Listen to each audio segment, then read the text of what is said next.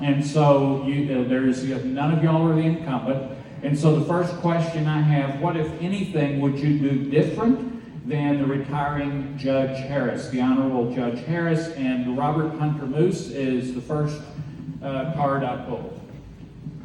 So, as the prosecutor in the County Court of Law, a lot of my recommendations for change, any of us are going to benefit from, because I've already made these suggestions to the court. The first of them is we need our AV system updated. We're operating on super old technology in the courthouse. It's very hard to get evidence in front of a jury, and that's currently under development. Something that we lost in COVID that I'd like to see brought back is our jail docket. A lot of times, inmates resolve felonies, and their misdemeanors remain just hanging because we can't do anything without the defense attorney and moving it along. So I'd like to bring back a regularly scheduled jail docket. That way we can get these people moved to TDCJ or wherever it need be that they need to be transported to. All right, thank you. Thomas, same question. Anything you would do different than the retiring Judge Harris? Yes, so I would like to institute a scheduling order pursuant to 2801 in Texas Code of Criminal Procedure. We use those upstairs in the district court as well as various other counties and district courts surrounding the area. You better stop and give us numbers. We're not lawyers. Oh, so 281. Yeah, 2801 is basically the statute that says the court can issue a scheduling order or put a case on a schedule. So typically you have arraignment, you have pre-trials, and then you have a 2801 hearing where you have the contested matters come before the court on the criminal side, and then it's usually typically before trial. And so the district courts, Judge Patillo, Judge McGuire, before them, Judge Emerson and Judge Williams, had those scheduling orders which kept cases on track. I would like to institute that in the county court of law to get cases moving. I would also like to utilize Zoom. I'd like to continue to do that to keep uncontested matters on Zoom. Pretrial matters can be on Zoom. But one of the biggest things I'd also like to bring back that Judge Brown did in that court was called show cause hearings.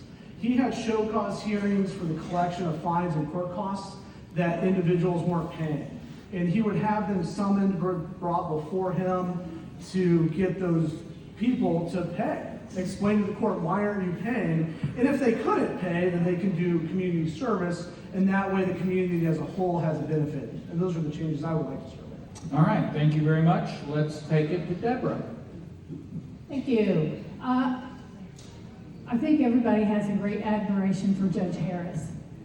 She's going to stay on and help us with our mental or specialty mental health board, which is going to be fantastic. And that needs to be implemented because a lot of the underlying problems that we have criminal cases, that we have family law cases, and juveniles in our courtroom, it's because of our mental health. And I think this is going to really help a lot. So she wants to stay on and help us. We also need transparency in the courtroom. We've lost a lot of that. If I'm your next judge, and I hope I am, we need a docket order.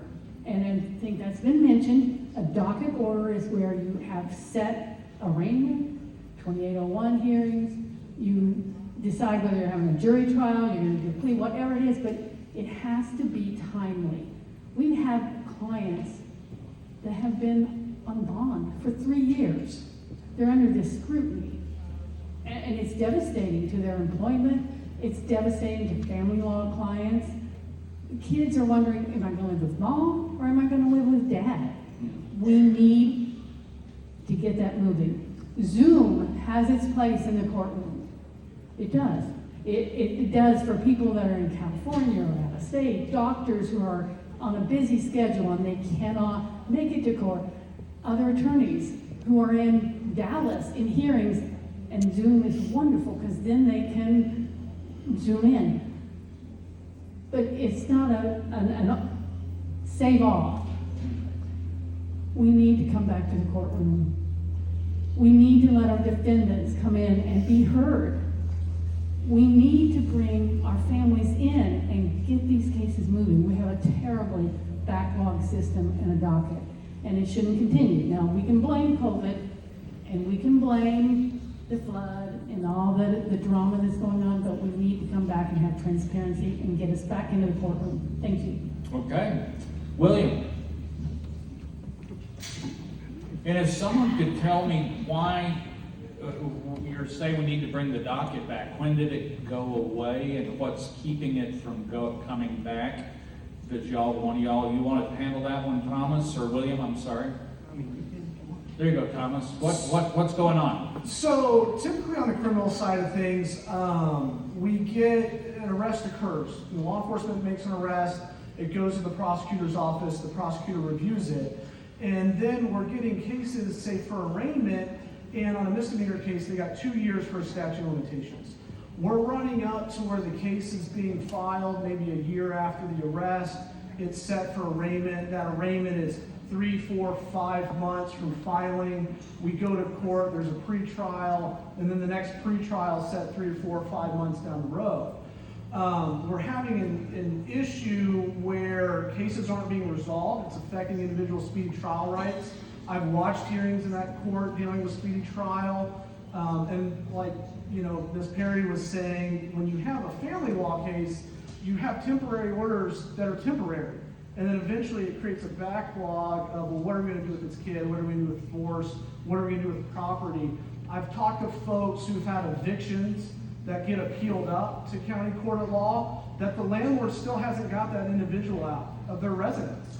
And they're not there. They're not paying, and we need to get back on track to get those people taken care of, to get those cases resolved. And so that's what's going on. All right, thank you. Hand the mic to William. What would you do different? And any comments you have on this, what seems to me sounds like a scheduling issue? Yeah, I don't think that you're going to hear much difference from anybody up here. We're all attorneys, and everything you're hearing is what we would all do. You've been hearing a lot about the criminal portion of the docket for this court, but this court also has civil jurisdiction and has those cases in it as well. I think what I would do is focus on, just like Thomas was saying, in terms of scheduling, that's free. That is something that the court can do without imposing additional money obligations on the people of the county. And I agree with Hunter too, in terms of trying to improve all of the audiovisual and everything else that makes it much easier to try cases and get the point across to the jury. However, that is something that we would have to go to Commissioner's Court and get money for.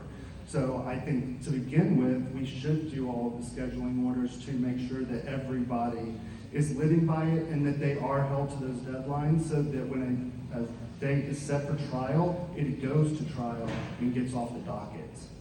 All right, thank you. And let's wrap that question up with Brett. Can I just say ditto? Yeah, that's up to you. Yeah. Well, exactly. I've been saying since I decided I was going to run, we really need to institute some good, strict scheduling orders and put those in place so that these people will know when their case is going to go to trial. When are they going to have certain hearings on their cases? That way they can move on with their life. Let's get these people out of court and on with their life. In the family law, we can do scheduling orders in civil cases as well. And the attorneys can explain it to their clients as to when they have to have certain discovery done, when they have to have certain hearings done, and then when will they have a trial? Will that trial be before the court, or will it be a jury trial? And using those scheduling orders, we can get our backlog caught up and get these cases moved so that people can get on with their life. They're all held in limbo otherwise. All right. Thank you. The next question is going to come from Plank